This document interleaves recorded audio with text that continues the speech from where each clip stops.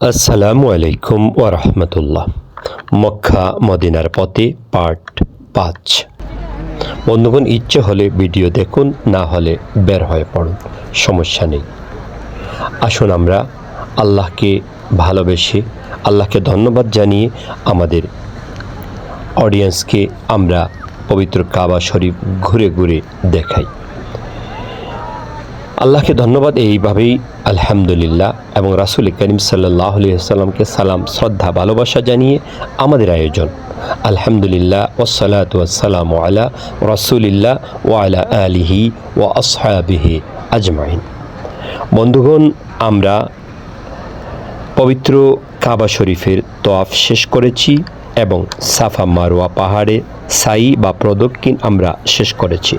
নিশ্চয়ই আপনারা প্রথম পর্ব, দ্বিতীয় পর্ব, তৃতীয় পর্ব এবং চতুর্থ পর্বে দেখেছেন। আমরা তৃতীয় পর্বে পবিত্র কাবা তওয়াফ করেছিলাম। কিভাবে তওয়াফ করেছিলাম, ইব্রাহিম আলাইহিস সালামের পদচিহ্ন পাটি আমরা দেখিয়ে দিয়েছিলাম।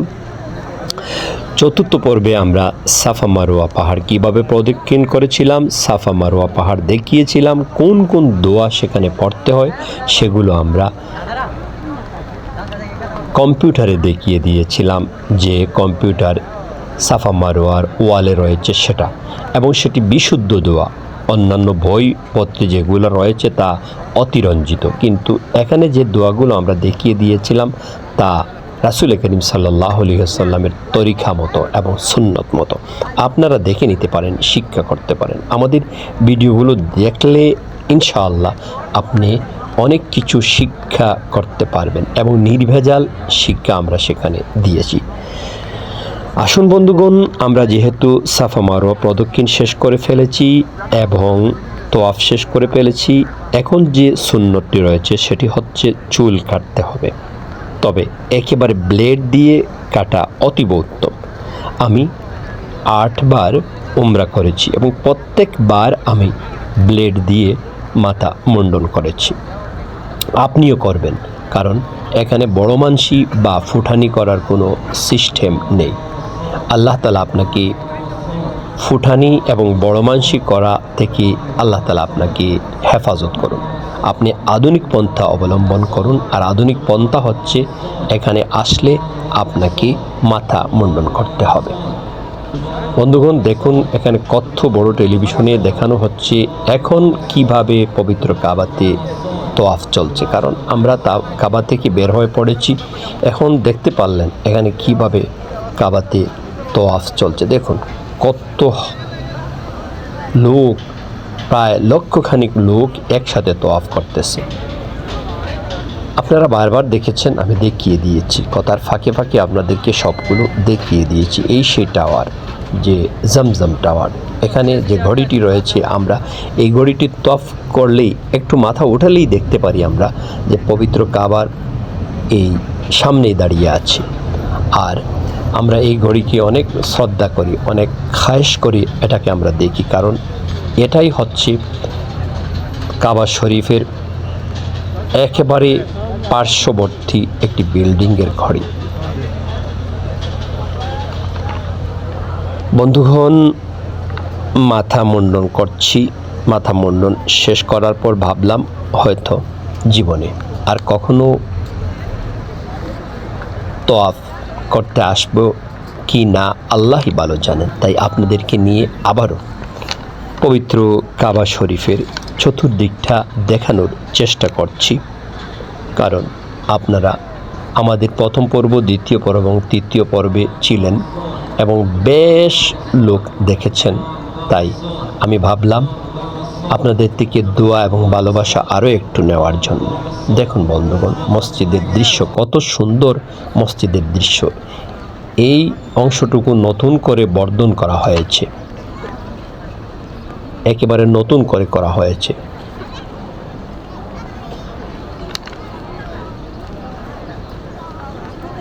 কমেন্টে বলুন কী লেগেছে, খারাপ লাগলেও বলবেন আর ভালো লাগলে বলবেন। যদি ভালো লাগে আমার জন্য দয়া করে প্লিজ আমার জন্য দোয়া করবেন। আমি আপনাদের জন্য দোয়া করেছি। আমি আপনাদেরকে সাথে নিয়ে বলতে চাই, হে আল্লাহ, যারা ইচ্ছা করছে তোমার ঘর দেখার জন্য, তাদেরকে অচিরেই তোমার ঘরের মেহমান বানাও। তোমার রাসূল করিম সাল্লাল্লাহু আলাইহি ওয়াসাল্লাম এর রওজা মুবারকের সামনে দাঁড়িয়ে আসসালাতু ওয়াসসালামু আলাইকা মুহাম্মাদুর রাসূলুল্লাহ, আসসালামু আলাইকা ইয়া হাবিবাল্লাহ, আসসালামু আলাইকা ইয়া রাসূলাল্লাহ, আসসালামু আলাইকা ইয়া নবিয়াল্লাহ, আসসালামু আলাইকা ইয়া সাদীকি, আসসালামু আলাইকা ইয়া হাবিবি, আসসালামু আলাইকা ইয়া হাবিবাল্লাহ, আসসালামু আলাইকা ইয়া নবিয়াল্লাহ। اللهم صل على محمد وعلى آل محمد، اللهم بارك على محمد وعلى آل محمد كما باركت على إبراهيم وعلى آل إبراهيم إنك حميد مجيد। এই সালামগুলো দেওয়ার তৌফিক আপনি দান করুন না হে আল্লাহ। আমাকে যখন দিয়েছেন, আমার ভাই এবং আমার বোন, আমার বন্ধুদেরকে আপনি দান করুন। বন্ধুগণ, মন ভরে দেখুন, আমিও মন ভরে দেখছি, আপনারা হয়তো মন ভরে দেখে নিচ্ছেন আর আমার জন্য দোয়া করছেন। ইচ্ছে হলে আমাদের আইডিটিকে সাবস্ক্রাইব করে রাখুন, কারণ আমরা এই আইডি থেকে শিক্ষণীয় জিনিস, অতীব শিক্ষণীয় জিনিস এবং আপনাদের স্বাস্থ্যসেবা সহ বিশ্ববিখ্যাত আলেমে দিন আল্লামা দেলোয়ার হোসেন সাইদি স্মরণে আমরা অনেক কবিতা আবৃত্তি করেছি, দেখে নিতে পারেন। এবং আপনার কোন রোগের জন্য কোন ঔষধ খাবেন এবং আপনার কোন অঙ্গেতে চাপ দিলে, হাতের কোন স্থানে চাপ দিলে আপনার কোন রোগ ছাড়বে সেটাও আমরা দেখিয়ে দিয়েছি। দেখুন বন্ধুগণ, কত সুন্দর লাগে। এখানে আমাদের কিছু বাংলাদেশি ভাইরা দাঁড়িয়ে রয়েছে টাকা তোলার জন্য, যারা এই পবিত্র কাবা শরীফে চাকুরিরত রয়েছে, অর্থাৎ পরিষ্কার পরিচ্ছন্নতা বিভাগে যারা রয়েছে তারা তাদের বেতন ওঠানোর জন্য এখানে লাইনে দাঁড়িয়ে রয়েছে। তাই আমিও ক্যামেরা বন্দি করে নিলাম।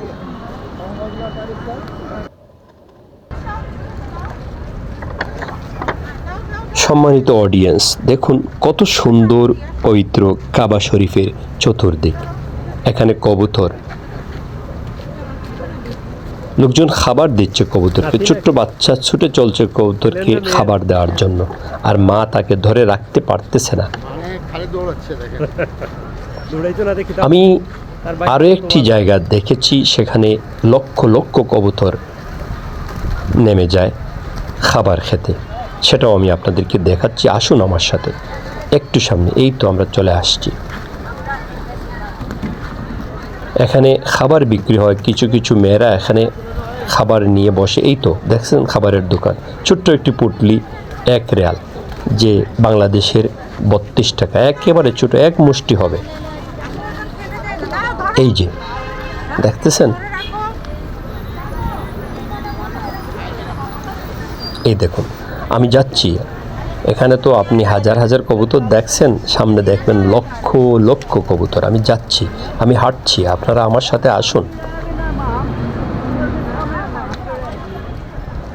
ও সামনে তো খাবার, ফ্রি খাবার দিচ্ছে, নাস্তা দিচ্ছে, আসুন আমরা একটি নিয়ে নেই।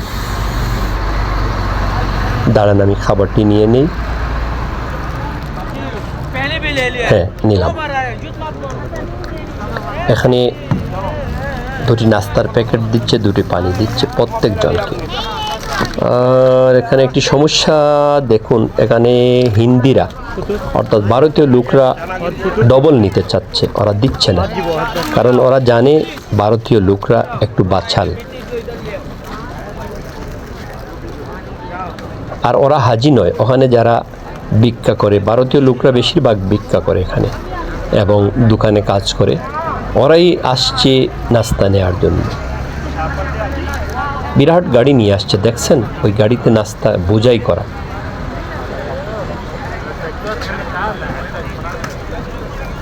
সম্মানসুলভভাবে সবাইকে 2টি খাবার দিচ্ছে।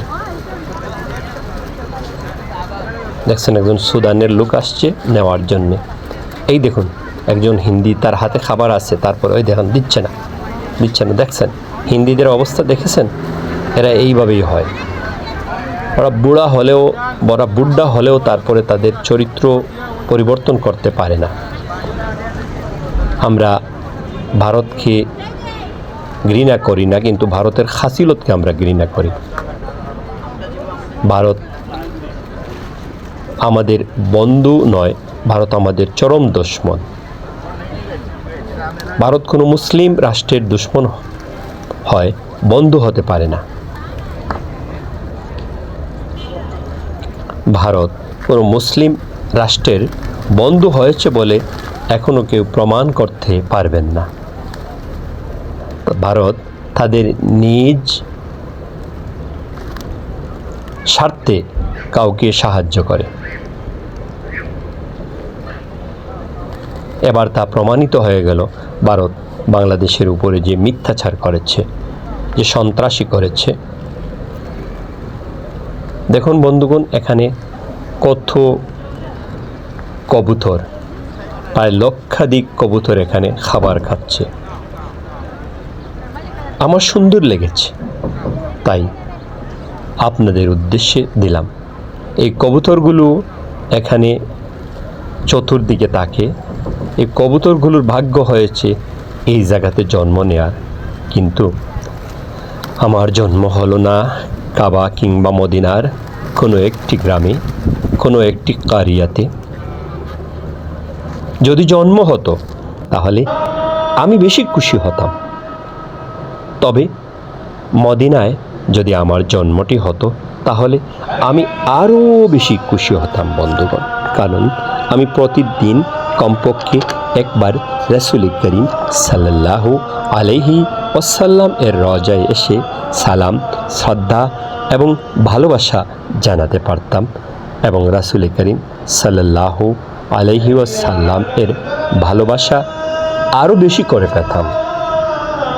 রাসূল করিম সাল্লাল্লাহু আলাইহি ওয়াসাল্লাম মৃত নয়, তার কবরে তিনি জীবিত আছেন সেজদারত অবস্থায়। তবে হ্যাঁ, আমি সেভাবে বলিনি যে উনি মৃত নয়। হ্যাঁ, উনি মৃত আছেন, কিন্তু আলমে বারজাখে উনি জীবিত রয়েছেন। বন্ধুগণ, কেমন লাগলো আমাদের আয়োজন? যদি ভালো লাগে তাহলে আমার জন্য দোয়া করুন, আর যদি ভালো না লাগে তাহলে কিভাবে কি করলে ভালো লাগে সেটা বলবেন। আমি আপনাদের জন্য দোয়া করি, আল্লাহ পাক যেন আপনাদেরকে অতি তাড়াতাড়ি পবিত্র কাবায় এনে তওয়াফ করার সুযোগ দান করেন। বন্ধুগণ, আমরা এবার চলে যাব পবিত্র মদিনার উদ্দেশ্যে। রাত 11টায় আমাদের গাড়ি। আমরা এখানে ফজরের নামাজ, জোহর, আসর, মাগরিব, এশা শেষ করেছি আলহামদুলিল্লাহ। এখন আমার বিশ্বাস আমরা ফজরের সালাতটি পবিত্র মদিনা শরীফে গিয়ে আদায় করতে পারবো, এবং সেখানে রাসূল করিম সাল্লাল্লাহু আলাইহি ওয়াসাল্লাম এর রওজা মোবারক জিয়ারত করতে পারবো। মন ভরে সালাম, শ্রদ্ধা, ভালোবাসা জানাতে পারবো। আপনারা হয়তো যদি ইচ্ছে করেন আমার সাথে যেতে, তাহলে আপনারাও সাথে থাকুন।